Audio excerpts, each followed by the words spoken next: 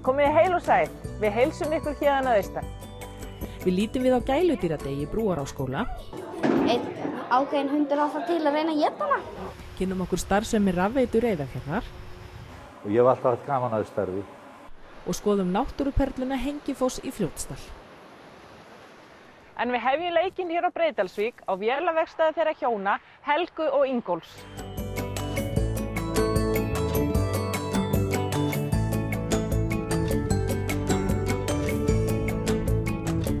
Okkur skilst og sennilega þetta sennilega elsta fyrirtæki á Breiðdalsvík í dag starfandi, svona eftir því sem við best vitum. Þannig að þetta á sig svolítið sögu og búið að breytast oft eftir því bara hvernig þróunin hvort það útgerð í dag eða bændur eða bílar og það svona fyrirtæki hefur alltaf þróast, reynt að þróast og ná sér í verkefni bara eftir þeim aðstæðum sem eru hverju sinni. Vélaverkstæði Sigursteins á Breiðdalsvík rekið af hjónunum Helgu Hrönn Melsteð og Ingólfi Finnssyni. Faðir Helgu, Sigursteinn G. Melsteð, kom til Breiðdalsvíkur árið 1961 og keypti verkstæði sem var í eigu kaupfélagsins og rak þar alhliða verkstæðisþjónustu við sjávarútveginn, landbúnaðinn og bifreiðar í 44 ár. Helga Hrönn og Ingólfur kom inn í reksturinn árið 1987 og tóku alfarið við honum þegar Sigursteinn lést. Segja má að þau Ingólfur og Helga sé á við 8 manns í samfélaginu, en fyrir utan verkstæðisreksturinn eru þau bæði sjúkraflutningamenn og í björgunarsveitinni, þar sem að Ingólfur hefur gegnt formennsku í mörg ár. Þetta verkstæði er bara alhliða verkstæði. Við gerum í rauninni við alla bíla og þjónustum fyrir ansi mörg umboð. Já, svona beint og óbeint. Já. Smurþjónusta, dekkjaþjónusta. Framrúðuskipti og alls konar rúðuskipti. Ingólfur sér bara bíluna. Helga sér allt hitt, sko. Þetta er mjög misjafnir dagar og við í rauninni því við erum í ansi mörgu þá veit maður aldrei hvernig dagurinn endar þegar maður fer af stað á morgnana. Maður gerir dagskrá og stundum gengur hann upp og stundum ekki. Þannig að við erum hjálpumst mikið að í umfölgunum og olíuskiptum. Helga fer í allt sem að hentar. Þannig að þetta er mjög flott. Svo, ég veit ekki, svo náttúrulega erum við bæði menntuðir sjúkraflutningamenn. Þannig að við þurfum stundum að hlaupa í burtu og miðri verki og þá breytast dagarnir svolítið mikið stundum. Já, því að hver sjúkraflutningur er svona 3 til 4 tímar. Já, að lágmarki. Já, að lágmarki. Myndi ég segja.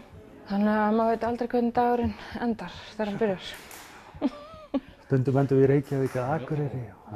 Upphafið var snerist þetta mest skipa og bátaviðgerðir að mestu. En svo færðist þetta meira yfir í bílaviðgerðir þegar við skiluðum okkur tilbaka. Og Ingólfur fór að sinna bílunum betur. Við flytjum hingað aftur 87 og förum þá bara strax að vinna í þessu með honum.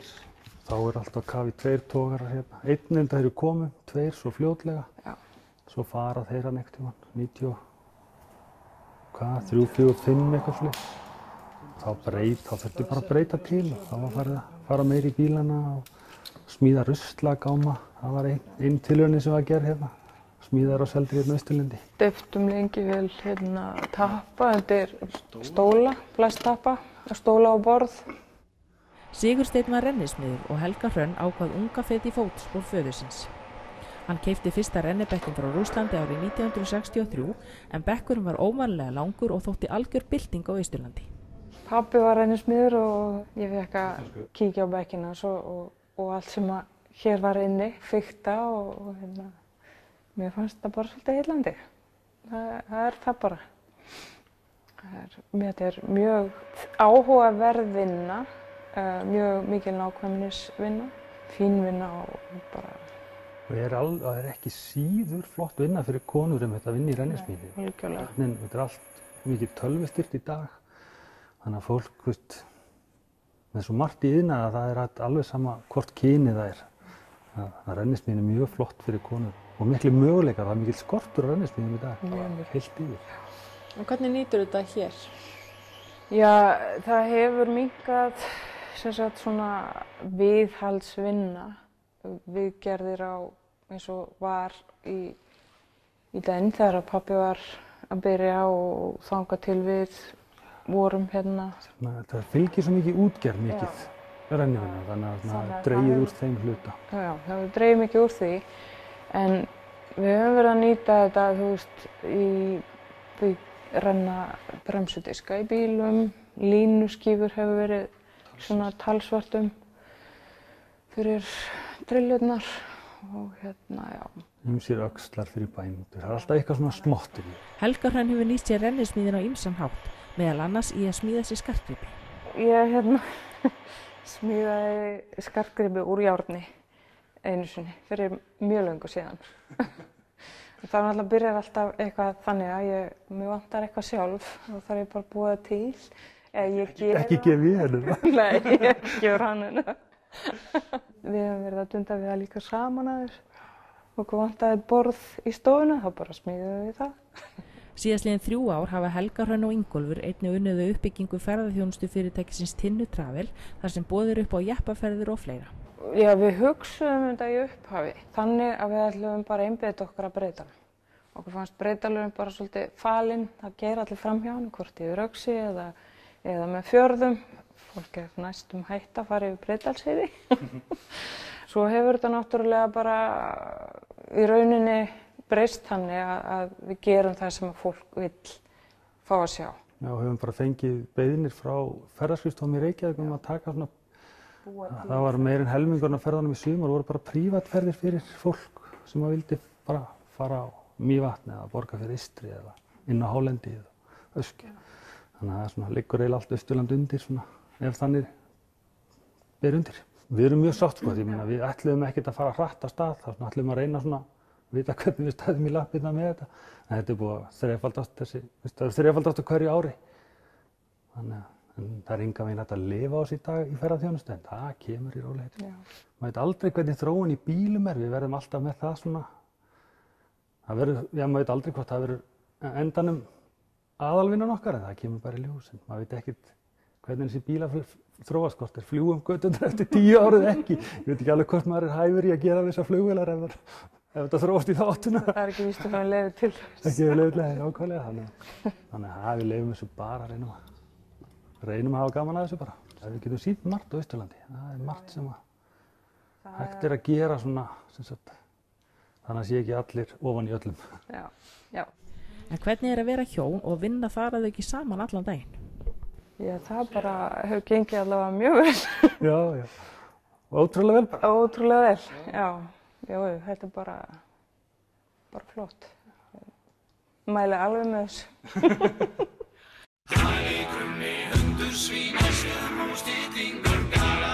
Grunnskólinn í Brúarási er í Jökulsárhlíð á Fljótsdalshéraði. Í grunnskólanum eru 39 nemendur og 9 börn í leikskólanum.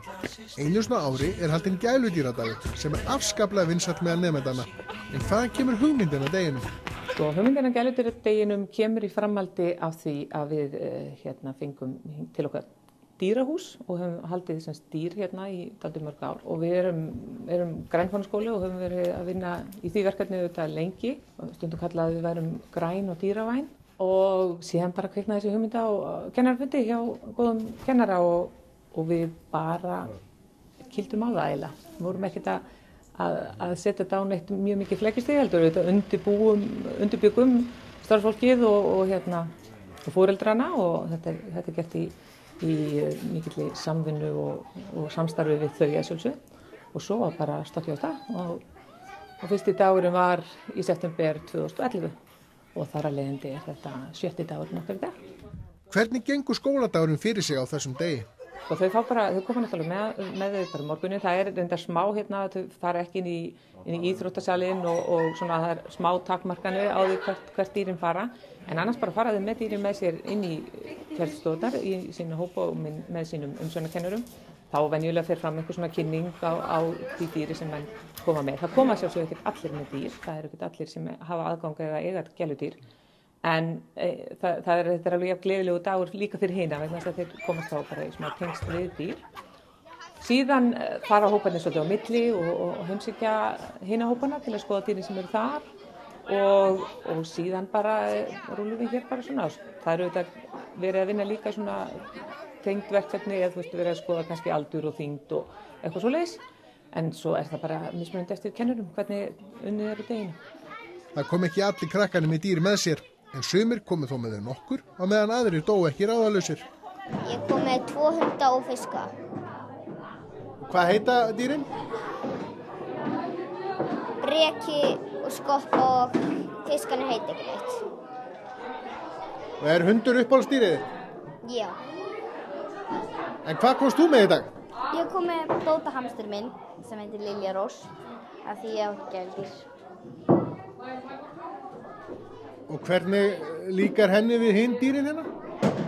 Já, það passa hana mjög mikið vegna þess að einn ákveðin hundur á það til að reyna að éta hana. Árið 2008 kom upp hugmyndin að byggja dýrahúsið og síðan í janúar 2009 hafa dýr verið í húsinu í vetrartíman en fara svo í sumarvistun á bæina í kring. Við erum með hænur og nagdýr, naggrísi og kaninur og krakkarnir hugsa þessi dýr alltaf út í frímínútum. Þau skiptast bara á, bara sett svona plan með það, fara svona 2 og hugsa dýrin og þetta auðvitað partur af þessu að við fáum grænmetisafgangana úr eldhúsinu og við erum með moltugerð líka hjá dýrahúsinu fyrir þann afgang sem fer ekki til nagdýrana. Og svo náttúrulega fáum við egg sem við nýtum í heimilisfræðina og þannig að við erum að reyna að vera svolítið sjálfbær. Dýrahúsið í miklu uppáhaldi á nemendunum og síðan það kom hafi verið unnin mörg verkefni tengd dýrunum. Með því læra krakkarnir að bera ábyrgð á og sjá dýr. Við gefum þeim ávexti og svona og korn og náttúrulega gefum þeim vatn og stundum þurfum að þrífa undan þeim. Það er rosalega skemmtilegt að því. Yfirleitt. Og hvað gefið þeim að borða? Svona afganga ávextum og þannig og flusa eplum og kál og svona og svo bara svona kanínumat og hamstramat, naggrísamat. Og hænirnir fá bara afganga, að matnum okkar. Kennarar skólans taka auðvitað virkan þátt og margir hverjir sníða kennsluna eftir dýrunum. En öðruvís að kenna þennan dag en aðra daga? Já, þetta náttúrulega skemmtilegasti dagurinn í skólaárinu.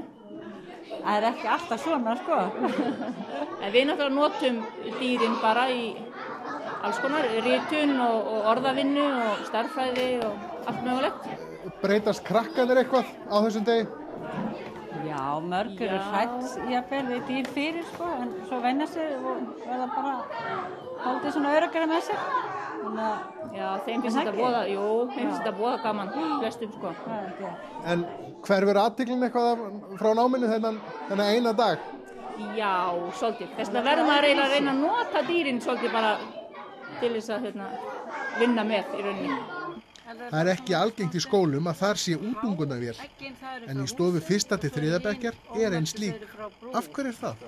Þegar við fengum dýrahúsið og fengum styrkinn frá Alcoa, þá lét ég það fljóta með í styrkumsókninni að fyrsti haninn sem myndi koma í dýrahúsið, hann myndi heita Alcoa og ég stóð að sjálfsögðu við það. Við erum búin að vera með hannan Alcoa hjá okkur síðustu 8 ár, eða síðustu 7 ár sannilega. En nú á haustdögum þá bara gaf hann upp öndina. Þannig að það er engin hann í húsinu og svona það hefur fækkað aðeins í hænufókunum. Þannig að þá náttúrulega þarf bara að fara út. Fengum 20 egg frá 2 stöðum. Ég held bara að það sé bara að gerast kannski næstu helgi að það komi litlir ungar hér. Þessi dagur heppnaðist vel eins og endranær og að þessu sinni komu 2 hrútar í heimsókn í skólan og vöktu þeir mikla lukku. Þetta er hrútur! Þetta er hrútur! Sigga litla systir mín situr út í götu, að mjólka ána sín í úfur litla fötu. Kali, krummi, hundur, svín, hestur, brjóstur, kemur.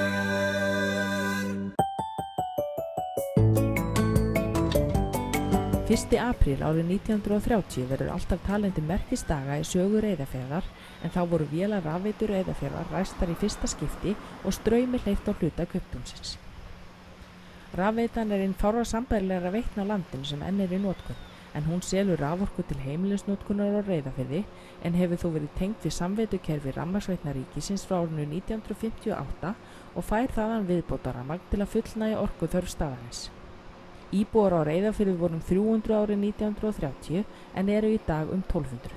Og 1929 þá var farið að spekulera í að virkja fyrir kaupfélagið, fyrir frystihúsið, og þá var samþykkt á fundi hér á Reyðarfirði að skoða að virkja alvöru vatnsvirkjun hér, og niðurstaðan var svo að það var ákveðið að virkja Flúðarána sem var allmikið þrekvirkja á þeim tíma.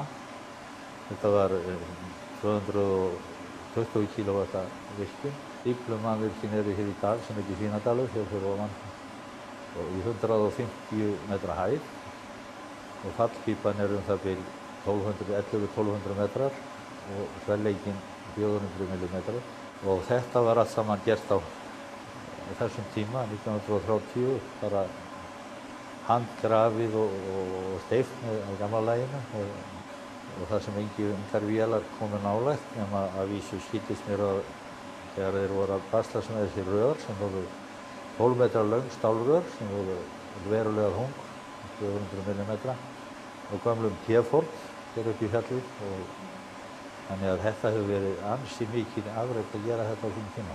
Þetta er hér enn og í fullum gangi og gengur bara vel. Það er að vísu búið að skipta hluta rörunum, bara núna síðan 3 ár, þau voru búin að endast í rúmlega 80 ár. Voru breytt úr stál í plast og þá jókst afköst virkjunarinnar 15-18% við það, því að það var komin rennslistöp í rörin. Að öðru leyti er þessi virkjun bara orginal síðan. Fyrirtækið hefur gengið ágætlega og ekki þótt ástæða. Það hefur reyndar komið upp annars slagi tillaga að selja þetta eða skoðanir, en það hefur alltaf verið hægt við það. Þetta er held ég orðið síðasta rafveitan í sveitarfélagseyð. Sigfús Guðlaugsson eða Róri hefur verið rafveitustjóri býsna lengi, eða allt frá árinu 1967. Við komumst ekki hjá því að spyrja, maðurinn á bak við rafveitu Reyðarfjarðar er Róri. Róri á rafveita Reyðarfjarðar, þetta er svona svolítið bara eining sem er erfitt að aðskilja, held ég, í svona augum bæjarbúa. Getum við farið yfir þína sögu? Hvenær dastu þið inn fyrst og af hverju? Jú, það er nú alveg hægt að segja frá því. Nei. Jú, ég kom hérna austur 67 fyrir svona talsverða tilviljun. Þá var ég að klára rafmagnsdeildina í Vélskólanum og ungur maður og segjumefnilegur, og þá var komið söður. Það var svolítið höngt hérna á hlutunum og ég beði hann að koma austur. Ég sló til og hugsaði mér að það var þetta var svolítið spennandi fyrir ungar mann að taka við þessu. Þá var allt í línum og 220 volt og sem sagt það hefði byggst gífurlega mikið upp kerfi síðan. Ég er búinn að byggja upp 3 svar og síðan plataði ég konuna mína til að koma hérna austur og það átti að vera í 2 ár. En það eilengtist nú og ég hef alltaf haft gaman að þessu starfi. Mér hefur verið treyst fyrir því. Ég fengi að reka þetta þannig að án mikill afskipta sveitarstjórnarmann eða annarra, og þeir hafa staðið bakið á mér í að reka þetta, þannig að það hefur líka gert hlutina skemmtilega. Róri segir að hafa hvarflað að sér að breyta starfsvettvang í kringum 1990. Þá er komin álumræðan á fullt og mikið umleikis hérna, mikið að gera, þurft að gera mikið. Þannig að ég stóðst ekki freistinguna að halda áfram. En þá var konan mín flutt til Reykjavíkur og sjúkraliði og við vorum í fjarbúð í rúm 20 ár. Ég fyrir austan og hún fyrir sunnan og ég fyrir austan. Og það gekk áttamanna erum með mér ennþá, hún hafði þolinmæði í það og þraut sig. Þannig að, jú, ég hef bara sem sagt ílengdist hér og er hérna reyndar og ég hef alltaf haft gaman að þessu. Það hefur verið talsvert áreiti, það hefur verið talsvert líka áskorun að láta þetta ganga. Það hefur ekki margir trúað því til dæmis þegar orkulega breytingarnar voru að ég gæti rekja þetta áfram. En það hefur alveg tekist og með góðra manna hjálprendar. Ég hef ágætis menn sem ég hef leitað ráða til því að ég þykist ekki vita allt. Þannig að ég hef fengið aðstoð við það svona sumu liti og þannig er þetta og hér er ég enn. Inntakshúsi Stíflunnar skolaði burt í miklu flóði fyrir nokkrum árum og í tengslu við þá viðgerð datt Róra í hug að reisa göngubrú við ána sem var vígð í fyrra og er mikil samgöngubót fyrir gangandi vegfarendur. En hvað er það sem stendur upp úr ef hann horfir yfir tæplega 50 ára starfsferil? Já, þannig margt sem stendur upp úr, þannig laga. Þegar ég kom hérna þá voru allt hér í línum. Þá voru veturnin miklu harðari, það var miklu meiri snjór, mikið bras. Þetta kom á þetta ísing, var að hrynja niður, maður var að baslast í þessu. Þá gekk maður bara stauraskóm upp í staurana, það voru tréstaurar og þetta var allt verulegt álag. Þá var líka miklu meiri truflanir hér á Austurlandskerfinu. Það var rafmagnið gat farið allt upp í 20 sinnum á sólarhring. Maður var stundum á ferðinni alla nóttina. Eins þegar það var mikið snjór og grunnstingur þá þurfti maður að fara hér upp í 150 metra upp í fjalla í hvaða veðri sem var til að hreinsa úr ristunum og þetta var, en þá var maður ungur og hraustur og það gekk allt saman vel. Jó, þetta er dálítið eftirminnilegt, byrjunin í þessu. En svo náttúrulega hefur þetta breyst með öllum tólum og tækjum sem er í dag. Menn þurfti að handmoka heimtaugarnar inn í lóðir, það voru enga litla gröfur til og svo ýmislegt sem staurarnir voru með götuljósabogum sem flöguðu langt út í loftið og maður var að reyna að teygja sig í þetta á staurarkónum og með beltum sem miðjan og allavega svona. Nú er það bara kranabíll með körfu, þannig að þetta er allt annað líf. Og hér er gamla bókhaldið. Nei. Þetta er síðan að ég var handrukkari. Þá var hérna, reiknað bara út hér á spásvíunni. Reiknað hér á eldhúsborðinu hjá fólki og þeir sem áttu peninga, þeir borguðu strax og aðrir komu svona seinna. Og ég var alltaf með skrifstofuna heima hjá mig bara, í gamla daga. En lendir þá ekki sífellt í einhverjum kaffisóp? Jú, byttu fyrir alveg stanslausum veislum og tertum. Er það ekki? Alveg svoleiðis þetta. Það hefur bara verið við, hvað fórstu oft í? Já, það var nú ansi oft, ég fór einu sinni mánuði fyrst. Það var alveg svakaleg göngutúr alltaf. Já. En svo breyttist hann og ég var komin út í 3 mánuði. En þá var svo langt á milli að peningandi kom inn að það gekk ekki, það var alltaf blankur. Þannig að ég var að fara með hún í 2 mánuði. Milliveginn? Já, milliveginn, það er það. En var þetta ekki skemmtilegt? Jú, þetta var skemmtilegt. Sumar konundar settu strax pönnuna á hlóðir og byggu til vöflur og pönnukökur og allt hafðanir og fóru niður í búr og setti randalínurnar og terturnar og allt alveg svoleiðis. Ég fekk ekki fara út fyrir ég var búinn að þetta tók dálítið tíma. Svo er hérna gammalt vaktherbergi sem að hér gengu menn á vöktum voru hér áður en að vélinn var tengd inn á samveitukerfið. Voru hér bara dag og nótt og þurfti að fara þá upp í stíflu og hreinsa úr og handstýra vélinni inn á kerfið. En saknarðu þessa gömlu tímastundum? Já, ég veit það ekki. Jú, maður auðvitað sakna með þess þannig lagað en hitt er hann að mála maður ekkert að spá í það þannig en það er bara gaman að hafa upplifað. Það er eiginlega það sem er málið, sko. Það er það sem að gefur manni fyrir mikið að rifja bara upp og eiga þetta í minningunni.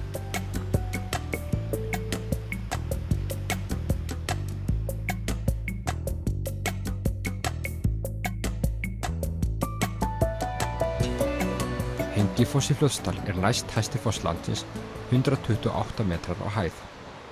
Fossinn fellur ofan í mikið fagurt gljúfur sem áin hefur grafið í tímans rás. Fossinn er einn vinsælasti áfangastaður Austurlands og ætla má 50.000 gestir leggja leið sína upp á honum árlega. Gönguleiðin er þægileg og tekur 2,5 tíma að fara upp og niður. Harðasta göngufólk getur farið upp fyrir fossinn. Það veitir sérstakt sjónarhorn á hann og fagurt útsýni yfir Fljótsdalinn auk þess sem fleiri fossar eru þar. Rauð jarðlög á milli blágrýtisslag í klettaveggnum bak við fossinn er eitt af því sem gerir hans sérstaka. Neðan við Hengifoss eru lög á surtabrandi sem eru viðar og jurtaleifar sem kolast hafa vegna fargs og hita. Surtarbrandur var hérlendis notaður til eldsneytis, lækninga og jafnvel í húsþök fyrir á tíðum. Farið fram hjá fleiri fossum á leiðinu upp. Þekktastur þeirra er Litlanesfoss sem er á miðri leið.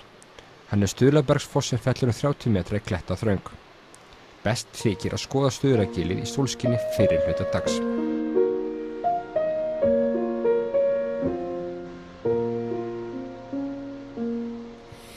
Gefa stjörnurnar skíni, svo aldrei er tími því sem geymir í hjartan. Þá er ekki fleira hjá okkur í kvöld. Við þökkum samfylgdina.